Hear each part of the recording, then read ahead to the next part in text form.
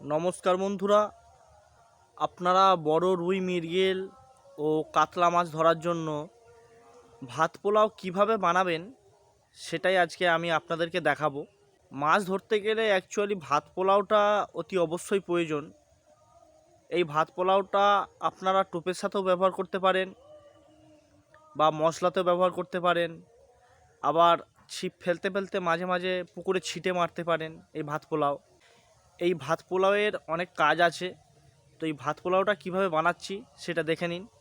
এটা একটা অতি অবশ্যই খুব প্রয়োজনীয় জিনিস, মাছ ধরতে গেলে লাগে। তো দেখতে থাকুন ভাত পোলাওটা কীভাবে বানাচ্ছি। এখানে আমি একটা ঝুনো নারকেলকে কুড়ে নিয়েছি। কুড়ে নেবার পর এতে কিছুটা পরিমাণ জল দিয়ে তো নারকেলের দুধটাকে বের করে নিচ্ছি। তো বন্ধুরা, এটাই খুব সহজ প্রসেস। নারকেলটাকে প্রথমে কুড়ে নেবেন, কুড়ে নেবার পর এইভাবে কিছুটা পরিমাণ জল দিয়ে নারকেলের দুধটাকে চেপে চেপে বের করে নেবেন। তো আজকে আমি আপনাদেরকে দেখাবো 100 গ্রাম মানে গোবিন্দভোগ চালের ভাত পোলাও। তো এই দেখুন বন্ধুরা, এই দুধটাকে আমি প্রথমে বের করে নিয়েছি। আর এই ভাত পোলাওটা বানাতে কি কি লাগছে সেটা আমি আপনাদেরকে দেখাচ্ছি। এখানে আমি নিয়েছি একটা তেজপাতা, একটা স্টার অ্যানিস, 2 পিস ক্যাংলা, আর পাঁচ পিসের মতো এলাচ নিয়েছি, আর একটা জয়িত্রী ফুলের হাফ, আর আছে চিনি। এটা হচ্ছে চিনি। এটা হচ্ছে নারকেল তেল, ভালো উত্তম নারকেল তেল। আর এটা হচ্ছে ঘি। বন্ধুরা, এটা কিন্তু খুব ভালো ঘি, এটা হচ্ছে ঝর্ণা ঘি। তো এই কটা জিনিসই লাগবে এই ভাত পোলাওটা বানাতে। তো প্রথমে আমি কড়াইতে তেল দিয়ে দিচ্ছি। তো কিছুটা পরিমাণ তেল দিয়ে দিলাম। তো এবার কিছুটা পরিমাণ ঘি দিয়ে দিলাম। তো এই 100 গ্রাম ভাত পোলাও বানাতে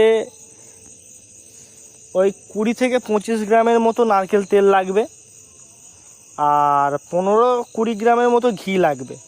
তো প্রথমে তেল দেওয়ার পরে আমি এই তেজপাতাটাকে হালকা করে নেড়ে নেব। প্রথমে একটু নেড়ে নিচ্ছি, তারপরে এতে দিয়ে দেবো দুধটা। যে নারকেলের দুধটা আমি বের করে রেখেছিলাম সেই দুধটা আমি এতে দিয়ে দেবো। তো বন্ধুরা, এই যে নারকেল দুধের ভাত পোলাও, এটা কিন্তু মাছ খুবই পছন্দ করে। তো দেখাচ্ছি, দেখো কিভাবে বানাই। তো এবারে দেখতেই পাচ্ছ বন্ধুরা, আমি গোবিন্দভোগ চালটা দিয়ে দিচ্ছি। 100 গ্রাম চাল আমার এর আগের দিন রাত্রে ভেজানো ছিল, এই চালটা ভিজিয়ে রেখেছিলাম। তো আপনারা ভিজিয়ে রাখবেন, তো তাড়াতাড়ি হবে। তো আগের দিন ভিজিয়ে রেখেছিলাম, সেই চালটা আমি এতে দিয়ে দিলাম।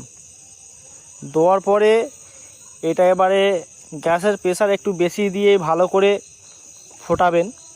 এবারে কাজ শুধু এটাকে জাল দেওয়া আর নাড়া, এটাই হচ্ছে কাজ। কিন্তু বন্ধুরা দেখবেন তলাতে যেন না বসে যায়, সব সময়ের জন্য কিন্তু এটা নাড়তে হবে। আর বন্ধুরা, এবার আমি এতে দিয়ে দেবো চিনি। কিছুটা পরিমাণ চিনি দিয়ে দিলাম পরিমাণ মতো।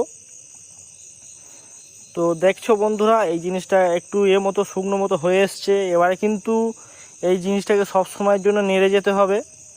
তো যে মশলাটা তখন দেখালাম, ওই মশলাটা আমি কিন্তু গুঁড়ো করিনি। মশলার গুঁড়ো করার দরকারও নেই, আপনারাও গুঁড়ো করবেন না। মশলাটাকে হালকা করে শিলেতে বা কিছুতে ঠুকে নেবেন, নিয়ে এতে শেষের দিকে যখন এটা শুকনো হয়ে আসবে তখন ছড়িয়ে দেবেন মশলাটাকে। এবার ছড়িয়ে দিয়ে ভালো করে জিনিসটাকে ঘেঁটে নেবেন। আর দেখতেই পাচ্ছ বন্ধুরা, আমার কিন্তু ভাত পোলাওটা প্রায় হয়ে এসছে।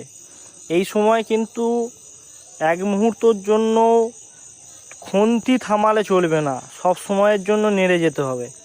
তলায় বসে গেলে কিন্তু জিনিসটা পুরো বেকার হয়ে যাবে। সব সময়ের জন্য নেড়ে যাবেন।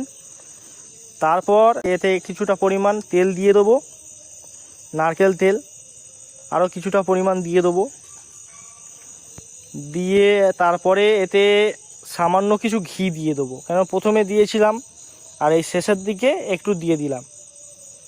এই যে 100 গ্রাম গোবিন্দভোগ চালে আপনাদের ওই 15 থেকে 20 গ্রামের মতো ঘি লাগবে, আর 25 গ্রামের মতো তেল নিলেই মোটামুটি হয়ে যাবে। এই যে বন্ধুরা দেখতেই পাচ্ছ, আমার কিন্তু ভাত পোলাও হয়ে গেছে। তো এইভাবেই বন্ধুরা তোমরাও ভাত পোলাও বানিয়ে নেবে, কোনো অসুবিধে নেই। যে সকল নতুন শিকারী ভাইরা আছো, যারা কমেন্টে বলো যে দাদা চারে মাছ আসে কিন্তু খায় না, তাদেরকে বলছি অতি অবশ্যই কিন্তু এই ভাত পোলাওটা বানাবে। কেন এই ভাত পোলাও ছাড়া কিন্তু আপনারা মাছ ধরতে পারবেন না।